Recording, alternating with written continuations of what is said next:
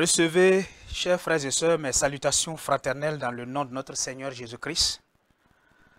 Je bénis le Seigneur qui nous donne ce privilège de nous retrouver encore aujourd'hui autour de sa parole.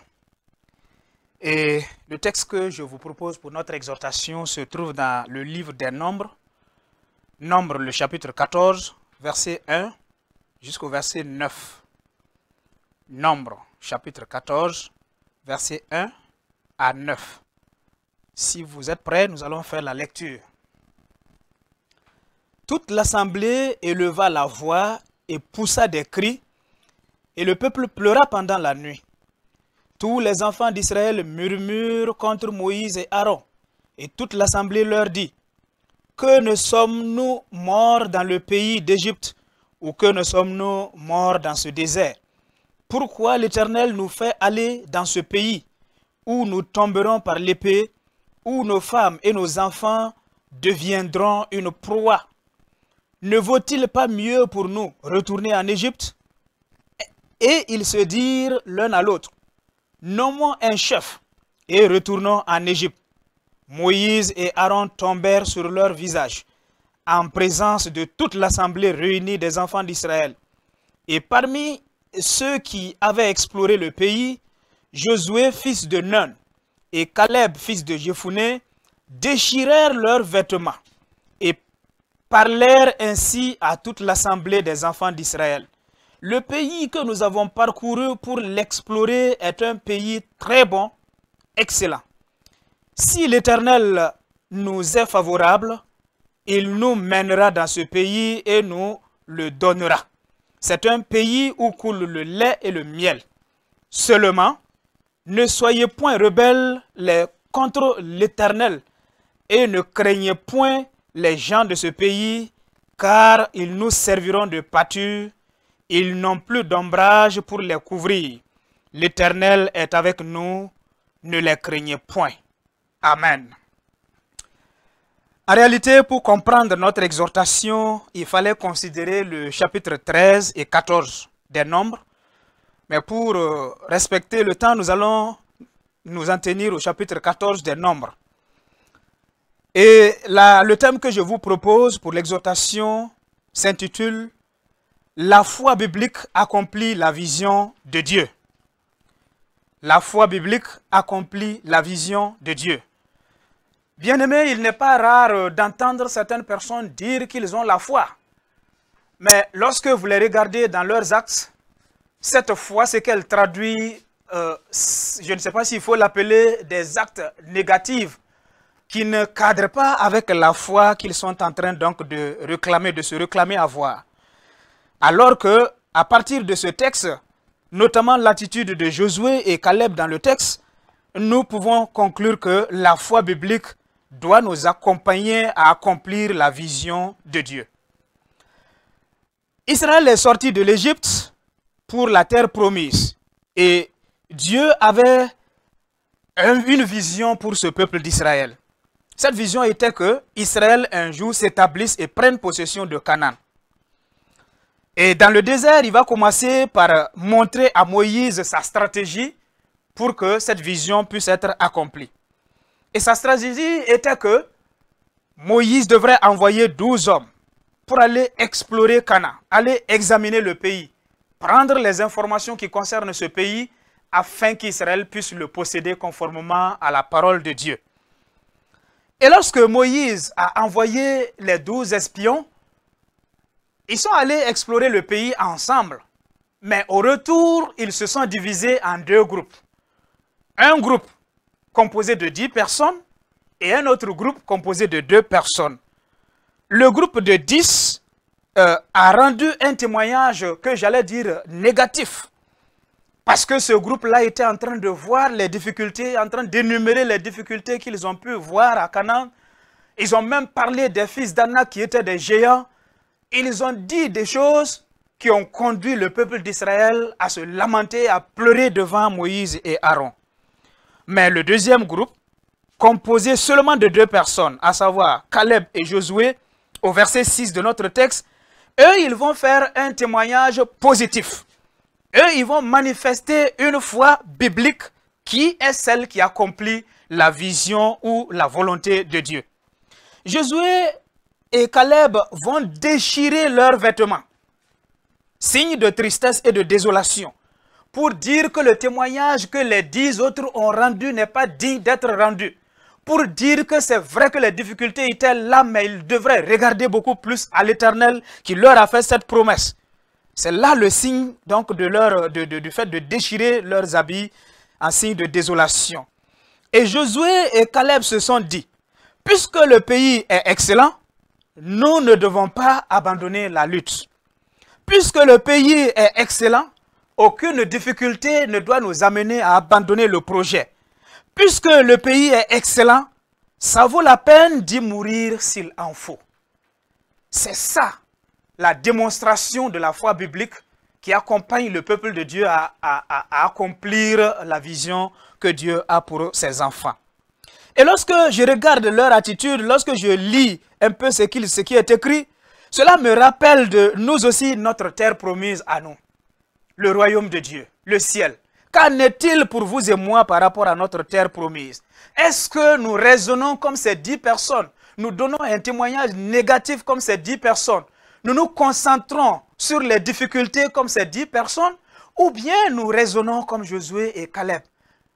Nous manifestons une foi positive, une foi biblique qui nous pousse donc à accomplir la vision de Dieu qui est de nous établir un jour dans le ciel, au ciel avec notre Seigneur. Ma prière est que le Seigneur nous aide, vous et moi, afin que nous puissions faire partie de ces deux-là. Nous puissions ressembler à ces deux-là dans notre témoignage ou dans la manifestation de notre foi. Cette foi qui encourage le peuple de Dieu à aller vers là où le Seigneur veut nous conduire, à la gloire de son saint nom. Autre chose que nous voyons dans notre texte, c'est la faveur de Dieu qui est la condition pour nous conduire dans la vision de Dieu ou dans la volonté de Dieu.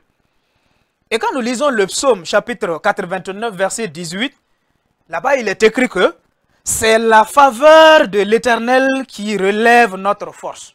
Autrement dit, c'est la grâce imméritée de l'Éternel qui nous donne la force d'agir dans sa vision.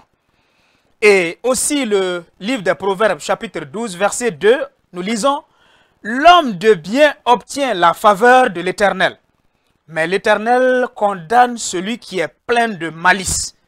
Donc, nous devons reconnaître, bien aimé, que c'est la faveur de Dieu qui nous aide à accomplir sa vision et non pas ce que nous savons faire. C'est la faveur de Dieu ou sa grâce qui nous aide à accomplir sa volonté et non pas notre mérite, et non pas notre titre, et non pas qui nous sommes.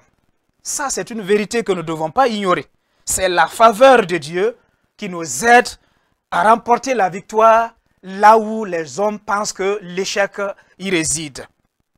Et au lieu de regarder aux difficultés, lorsque nous sommes en train de conduire la vision de Dieu, au lieu de regarder les difficultés, nous devons plutôt rechercher la faveur de Dieu. Nous devons rechercher la grâce de Dieu, car c'est elle qui nous aide à atteindre les résultats escomptés ou les résultats attendus.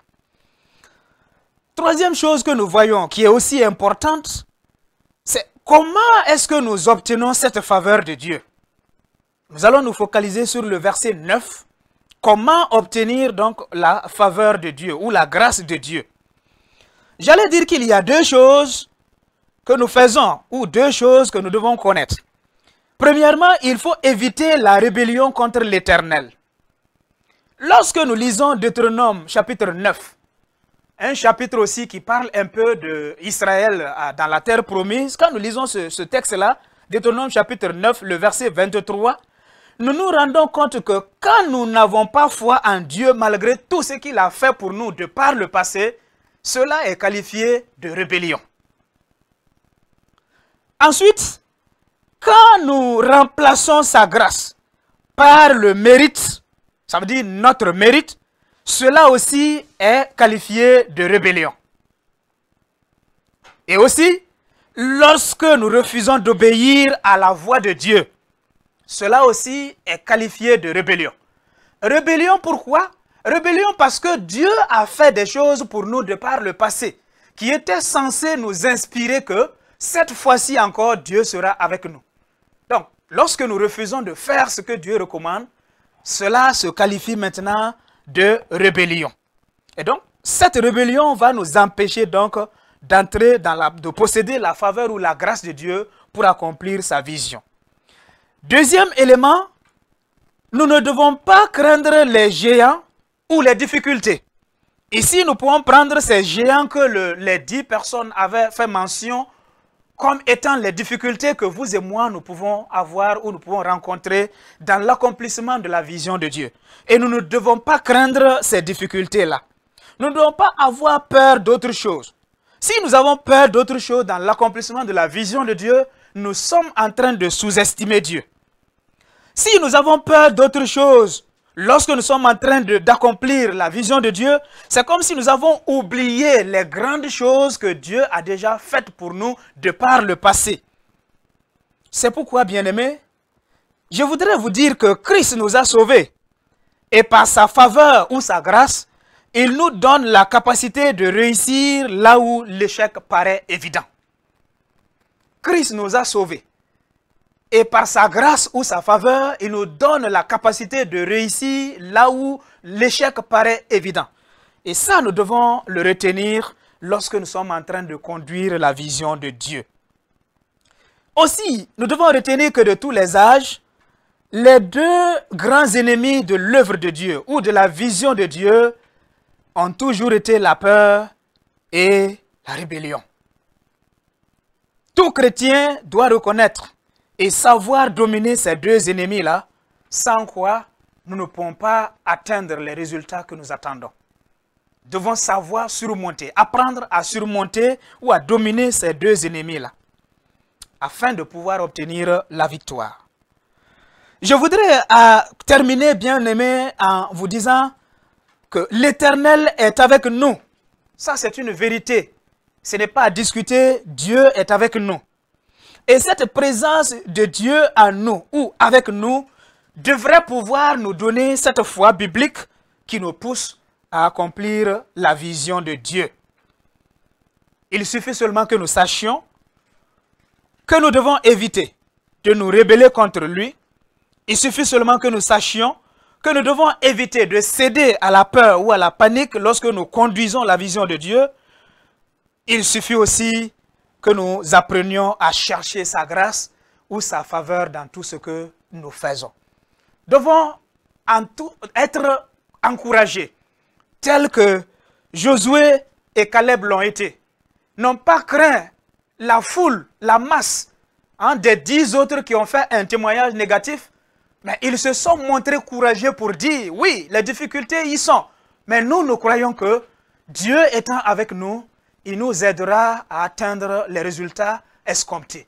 C'est ce qui doit être notre comportement, chers frères et sœurs, pour pouvoir donc demeurer dans la vision de Dieu, l'accomplir et obtenir les résultats que Dieu attend avec nous.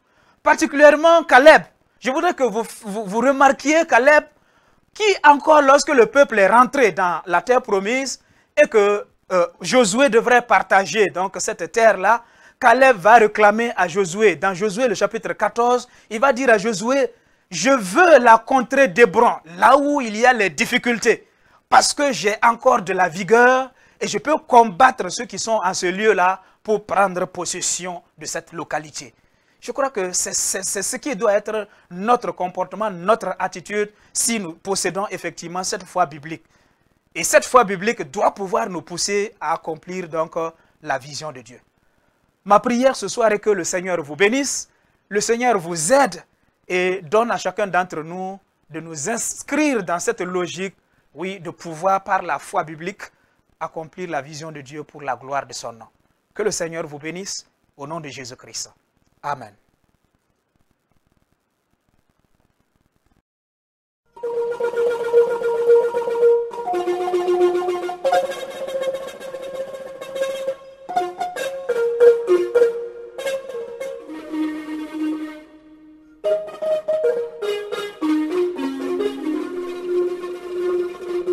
Thank you.